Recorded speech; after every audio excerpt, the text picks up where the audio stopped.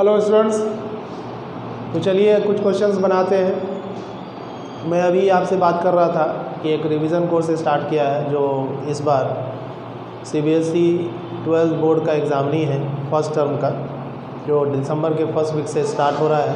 उसके लिए crash course लेकर आए हैं फिज़िक्स के लिए। तो आपको हमने फर्स्ट वीडियो में बताया कि इलेक्ट्रोस्टैटिक्स में पढ़ना क्या होता है, चार्ज क्या है, इलेक्ट्रोस्टैटिक फोर्स क्या है, कूलम्ब्स लॉ के साथ हमने उसको रिलेट किया है।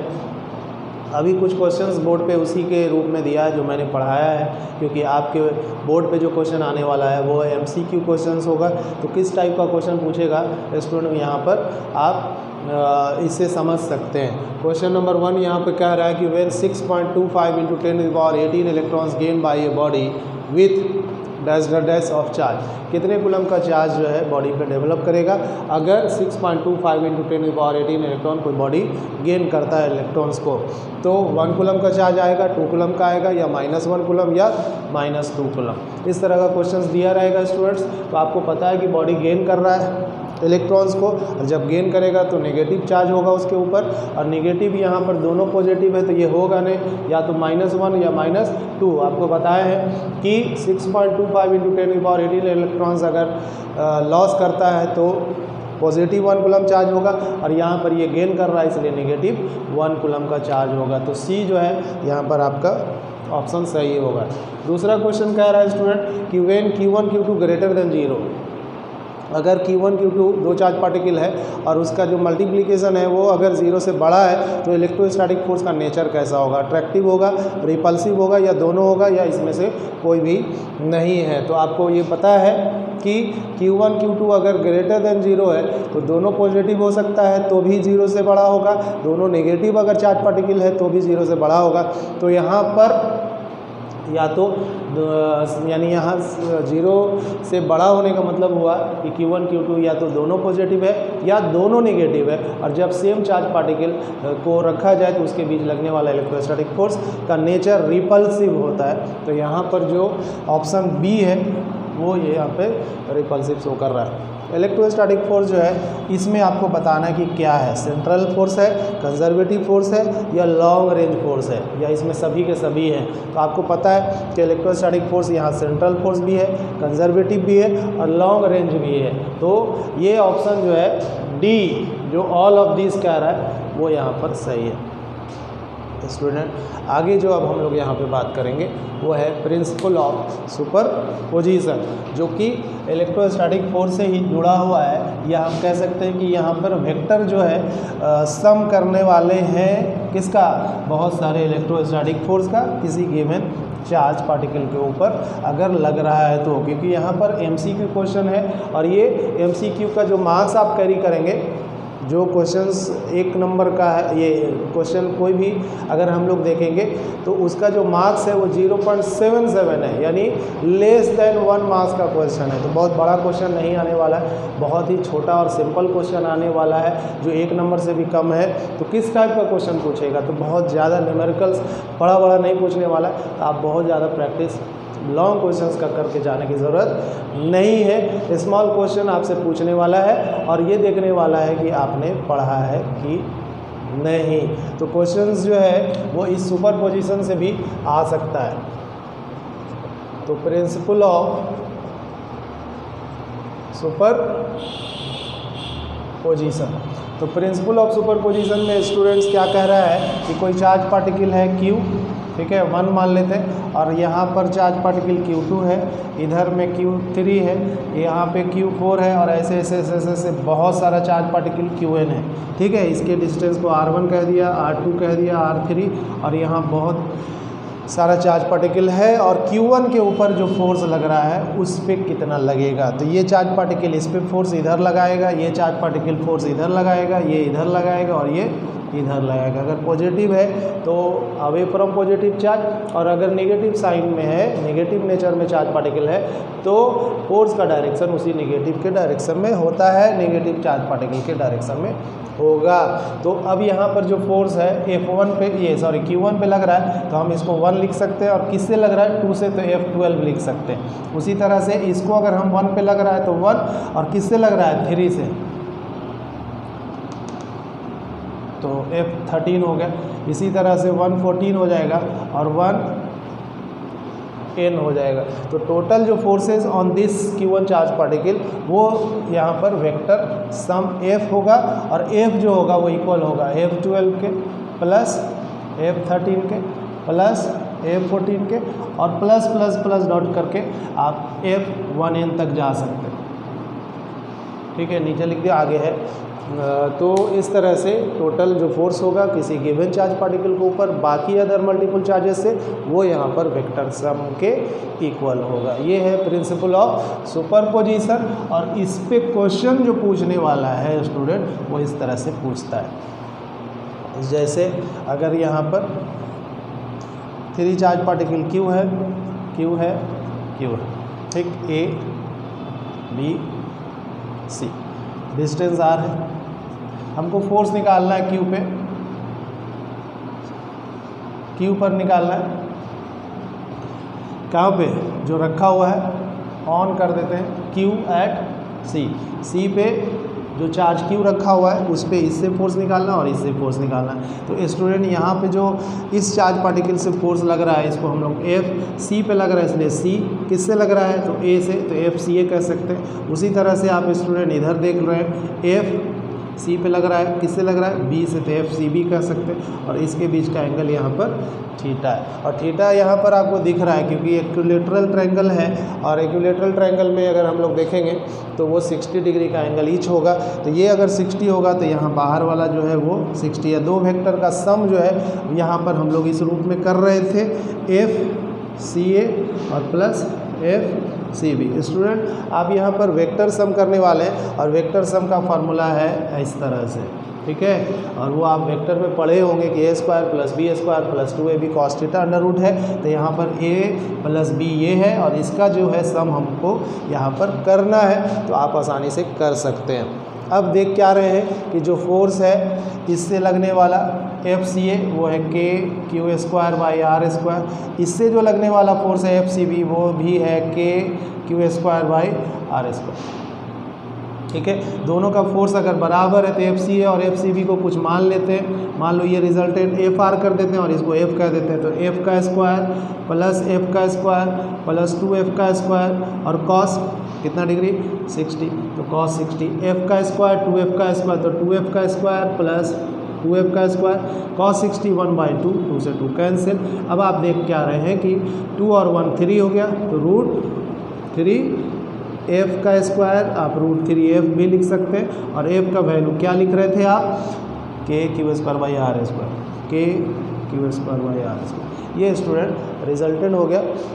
इस C पर लगने वाला जो इलेक्ट्रोस्टैटिक फोर्स है इससे और इससे वो यहाँ पर √3 KQ²/R²। याद रखिएगा कि जब चार्ज सेम है, साइड इक्वल है, अगर यहाँ पर दिख रहा है इक्विलैटरल ट्रायंगल के रूप में, तो वहाँ पर √3 × F के रूप में होगा। और F जो होगा वो जो दिया हुआ गिवन चार्ज पार्टिकल है उसके मैग्नीट्यूड पे डिपेंड करता है, बस वहाँ पर वो पुट कर देना है।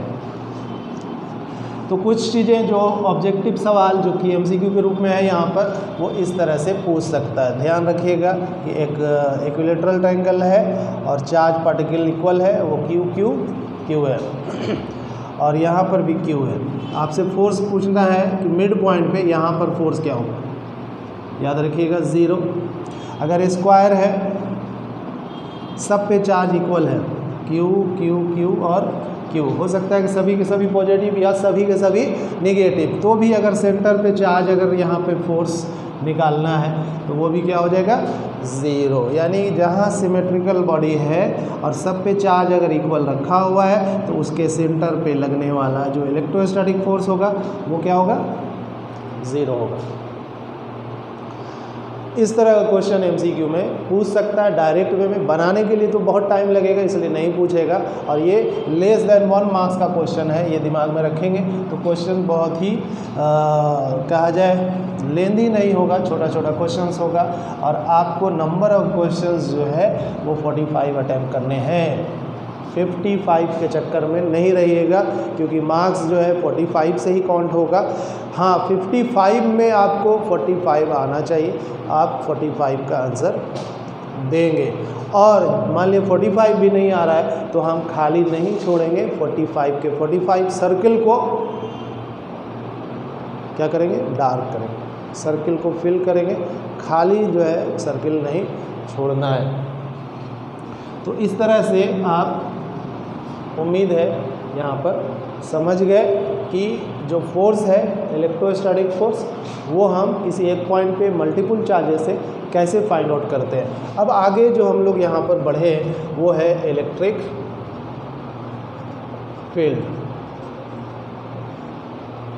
इलेक्ट्रिक फील्ड जो है स्टूडेंट, कोई चार्ज पार्टिकल है, प्लस भी हो सकता है और माइनस क्यू चार्ज पार्टिकल है, तो इसके चारों तरफ जो एक फील्ड बन रहा है वही इलेक्ट्रिक फील्ड है। इसके चारों तरफ जो फील्ड बन रहा है वही इलेक्ट्रिक फील्ड है। अब ये इलेक्ट्रिक फील्ड का डायरेक्शन पॉजिटिव के नॉर्मली आउटवर्ड होगा सरफेस के, और नेगेटिव में देख रहे हैं, सॉरी यहाँ नेगेटिव में जो देख रहे हैं वो इस तरह से लगातार बना दिया मैंने, नेगेटिव में जो देख रहे हैं वो है परपेंडिकुलरली इनवर्ड, जस्ट इसके क्या है, अपोजिट है।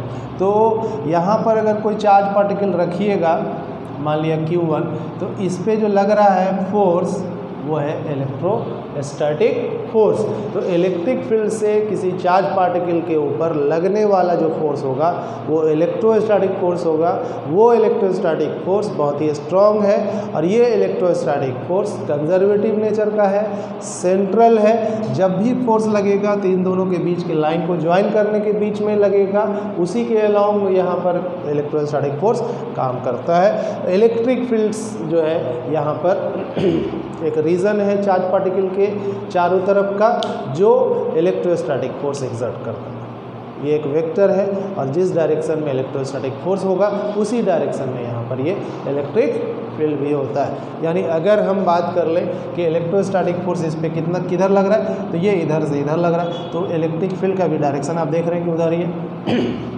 लेकिन अगर यहाँ पर अगर आप देखना चाहते हैं तो इलेक्ट्रिक फील्ड का डायरेक्शन इधर है, लेकिन आप जो फोर्स लगा रहे हैं वो इस डायरेक्शन में लगा रहे हैं, तो इट में भी पॉसिबल कि इलेक्ट्रिक फील्ड अगर दिया हुआ है किसी भी गिवन डायरेक्शन में और फोर्स का जो डायरेक्शन है वो काउंट करना है, तो वो डिपेंड करेगा नेचर ऑफ चार्ज के ऊपर, पॉजिटिव चार्ज या नेगेटिव चार्ज के नेचर्स पे यहाँ पर ये डिपेंड करता है। तो इलेक्ट्रिक फील्ड को हम लोग फाइंड आउट कैसे करेंगे, पहले ये इसको समझते हैं। Q चार्ज पार्टिकल है और यहाँ पर Q0 चार्ज पार्टिकल है, इसके बीच का डिस्टेंस R है।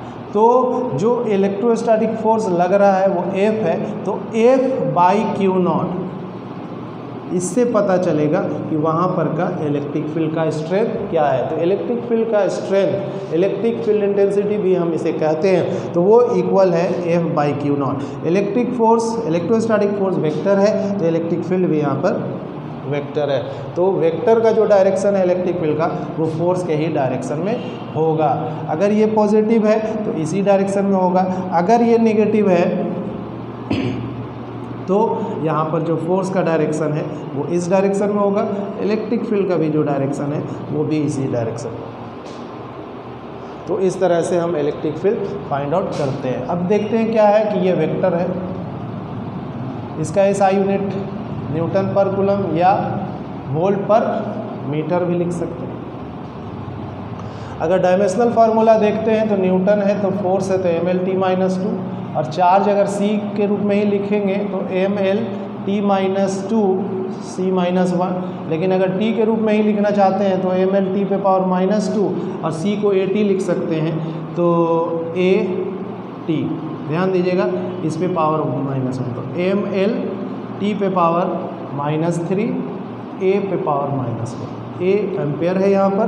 और इस तरह से हम इलेक्ट्रिक फील्ड इंटेंसिटी का मैग्नीट्यूड F/Q0 से और उसका जो प्रॉपर्टी है इलेक्ट्रिक फील्ड का वो यहाँ पर हम आपको दिखा रहे हैं। उसका यूनिट न्यूटन पर कूलम या वोल्ट पर मीटर, इसका डायमेंशन mL_t⁻³ A-1 के रूप में भी आप लिख सकते हैं। इलेक्ट्रिक फील्ड जो है वो F/Q0 से फाइंड आउट किया जाता है। अब देखते हैं electric field due two point charge. Electric field due two point charge. अगर एक पॉइंट चार्ज Q है और इससे हम इस पॉइंट Q0 पे या पॉइंट P पर इलेक्ट्रिक फील्ड निकालते हैं। इलेक्ट्रोस्टैटिक फोर्स का डायरेक्शन F इसी रूप में है, और F अगर यहाँ से काउंट करेंगे स्टूडेंट तो Q0 बाई आर स्क्वायर, यानी P पॉइंट पर जो चार्ज पार्टिकल Q0 रखा हुआ है उस पे लगने वाला electrostatic force Q0 by R square. अगर ये मीडियम जो है एयर या वैक्यूम है तो यहाँ पर Q0 बाई आर स्क्वायर के रूप में ले सकते हैं। और डायरेक्शन अगर देखेंगे तो A से P के along AP, और electric field is equal to क्या हो जाएगा, तो electric field is equal to F by Q0, F की जगह पर Q0 by R square into Q0 से Q0 कैंसिल, क्या दिख गया यहाँ पे KQ बाई आर स्क्वायर, यानी electric field at point P due to a point charge Q is equal to KQ by R square. देखने को यहाँ पे क्या मिल रहा है कि ये जो Q0 है जिसे हम आप जो है टेस्ट चार्ज के रूप में कहते हैं, इसके ऊपर इलेक्ट्रिक फील्ड डिपेंड नहीं करता। यानी जहाँ पर इलेक्ट्रिक फील्ड निकालना वहाँ अगर कोई चार्ज पार्टिकल रखा है उस चार्ज के मैग्नीट्यूड से कोई लेना देना नहीं है। जिस चार्ज पार्टिकल को कंसीडर कर रहे हैं कि उस चार्ज से क्या फोर्स लग रहा है उस चार्ज को सोर्स चार्ज कहते हैं, और उस चार्ज पार्टिकल को यहाँ पर इलेक्ट्रिक फील्ड के लिए काउंट किया जा रहा है। यानी Q जो है वो यहाँ पर सोर्स चार्ज है और Q0 जो है यहाँ पर वो है टेस्ट चार्ज। तो electric field is independent on a test charge and it depends on the magnitude of source charge, or it will be obtained by KQ by R square. KQ by R square, R is the distance between two given point charge particle as a source charge and test charge particle. As we know, electric field is independent on test charge particle. Clear है students? तो उम्मीद है आप electric field को समझ गए, और उसके मैग्नीट्यूड को पॉइंट चार्ज के रूप में अगर निकालना, पॉइंट चार्ज से जो इलेक्ट्रिक फील्ड होगा वो होगा KQ बाई आर स्क्वायर, जब इस चार्ज पार्टिकल को एयर या वैक्यूम में रखा जाता है। R जो है वो इन्वर्सली प्रोपोर्शनल के रूप में दिख रहा है, तो इलेक्ट्रिक फील्ड का जो वैल्यू है अगर हम देखें R के साथ तो वो ऐसा है, ठीक। और वो क्या हो रहा है कि R अगर इंक्रीज करेगा तो E जो है वो यहाँ पर डिक्रीज करेगा।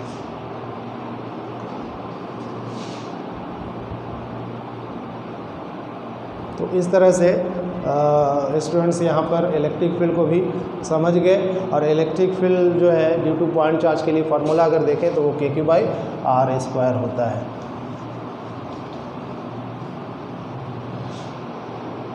इस पे भी क्वेश्चंस जो है आपसे पूछ सकता है ऑब्जेक्टिव में, और वो क्वेश्चन इस रूप में होगा कि अगर यहाँ पर 20 माइक्रोकूलम का चार्ज है और इस 3 मीटर के डिस्टेंस पर P पॉइंट पे निकालना है इलेक्ट्रिक फील्ड। 20 माइक्रोकूलम चार्ज से इलेक्ट्रिक फील्ड P पॉइंट पे निकालना है जो कि 3 मीटर के डिस्टेंस पर है। तो student electric field E is equal to है KQ by R square. K का वैल्यू है 9 × 10⁹, Q का वैल्यू है 20, और माइक्रोकूलम में है स्टूडेंट, तो आपको पता है कि माइक्रो में छोड़ना नहीं है, इसको आपको चेंज करना होगा कूलम में, क्योंकि ऐसा यूनिट है।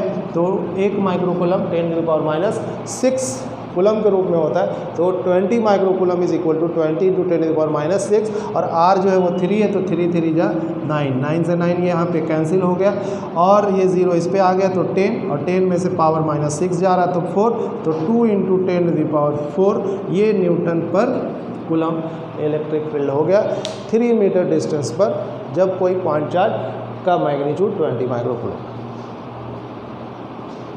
छोटा छोटा क्वेश्चन आपसे पूछा जाएगा MCQ में, और आप इसी तरह के क्वेश्चंस को आसानी से हल करते हुए आगे बढ़ेंगे, ठीक है। उसी तरह से सुपरपोजिशन का भी कुछ क्वेश्चंस पूछ सकता है, जिस तरह से हमने अभी आपको बताया कि इलेक्ट्रोस्टैटिक फोर्स किसी गिवन पॉइंट पे निकालिए, तो यहाँ पर इलेक्ट्रिक फील्ड भी पूछ सकता है। तो आपको कुछ क्वेश्चंस यहाँ पर बताते हैं कि यहाँ पर एक Q है, ये Q है, और यहाँ पर Q है, ये डिस्टेंस मिड पॉइंट पे रखा हुआ है A, O और B। Find the electric field, मान लिया ये R है, ये भी R ही है, तो find the electric field at O पर, तो ओ पे इलेक्ट्रिक फील्ड निकालना है, बाकी जो गिवन चार्ज पार्टिकल है वो उससे। तो अगर हम इलेक्ट्रिक फील्ड निकालें ई ओ ए, मतलब ओ पे निकालना है ए चार्ज पार्टिकल जो कि क्यू है, तो उसके लिए हो जाएगा के क्यू बाई आर स्क्वायर। किस डायरेक्शन में हो जाएगा स्टूडेंट? तो एलॉन्ग ए ओ अगर मान लिया, इसलिए ओ इस रूप में दिख रहा है, कुछ और मानते तो उसी को हम लोग उस रूप में लिखते हैं, लेकिन ई ओ जो इलेक्ट्रिक फील्ड है वो के क्यू बाई आर स्क्वायर है, और इससे जो इलेक्ट्रिक फील्ड यहाँ पे निकलेगा वो देखिए क्या है, O B K Q by R square along B O. अब आप देख क्या रहे हैं कि ए ओ इस डायरेक्शन में है और बी ओ इस डायरेक्शन में, तो दोनों एक दूसरे के क्या है, अपोजिट है, और मैग्नीट्यूड अगर देखेंगे तो ये दोनों इक्वल है। तो रिजल्टेंट इलेक्ट्रिक फील्ड जो आर है वो यहाँ पर ई ओ ए माइनस ई ओ बी होगा, और दोनों का वैल्यू सेम है, इसलिए इलेक्ट्रिक फील्ड 0 होगा। तो किसी दो सेम चार्ज पार्टिकल के बीच में कोई भी गिवन चार्ज पार्टिकल रखेंगे और उसके मिड पॉइंट पर अगर हम निकालना चाहेंगे इलेक्ट्रिक फील्ड, तो वो 0 के रूप में होगा। उम्मीद है आप इस क्वेश्चन को समझ गए होंगे। तो आगे बढ़ते हैं, एक क्वेश्चन और बताएं कि इसके इंड पॉइंट पे अगर निकालना हो तब फिर क्या होगा। यानी इंड पॉइंट का मतलब ये हुआ कि चार्ज पार्टिकल वही है,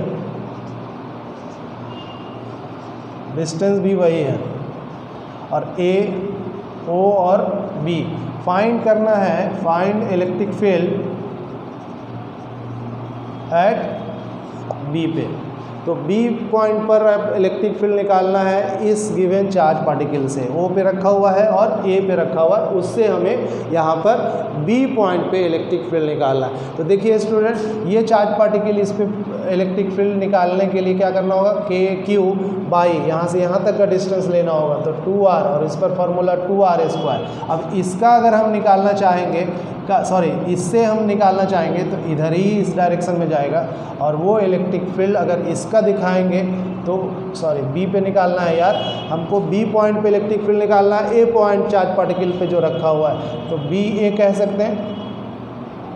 तो हम लोग यहाँ पर लिख देते हैं E B A is equal to K Q by 2r का स्क्वायर, किस डायरेक्शन में, एलॉन्ग ए बी, ये ए बी हो गया। और उसी तरह से ई ओ बी, तो यहाँ पे बी पे निकालना है ओ से, तो इसका जो होगा वो के क्यू बाई आर स्क्वायर, किस डायरेक्शन में है, एलॉन्ग ओ बी।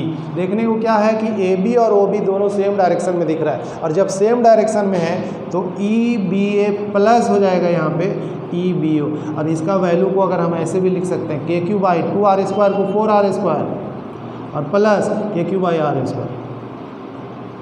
स्टूडेंट, इसको अगर आप सॉल्व करिएगा तो 5 के क्यू बाई 4r स्क्वायर देखने को मिल जाएगा, 5 के Q square by 4r square, ये रिजल्टेंट है।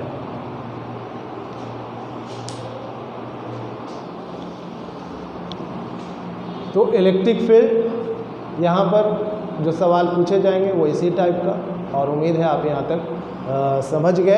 अब अगले लेक्चर्स में हम लोग बात करेंगे कि जब एक्सटर्नल इलेक्ट्रिक फील्ड में चार्ज पार्टिकल को रखेंगे तो उस पे लगने वाला इलेक्ट्रोस्टैटिक फोर्स क्या होगा, उस इलेक्ट्रोस्टैटिक फोर्स से कोई चार्ज पार्टिकल एयर में हम लोग कैसे इक्विलिब्रियम में रख सकते हैं उसकी भी बात करेंगे, क्योंकि यहाँ से भी क्वेश्चंस पूछेगा। चार्ज पार्टिकल को परपेंडिकुलरली इलेक्ट्रिक फील्ड में अगर रखेंगे तो फिर उसका पाथ कैसा होगा, और उस पर लगने वाला जो इलेक्ट्रोस्टैटिक फोर्स है वो किस रूप में होगा, उसका मैग्नीट्यूड और डायरेक्शन क्या होगा, हम लोग अब बात करेंगे अगले लेक्चर्स में। आज के लिए इतना ही।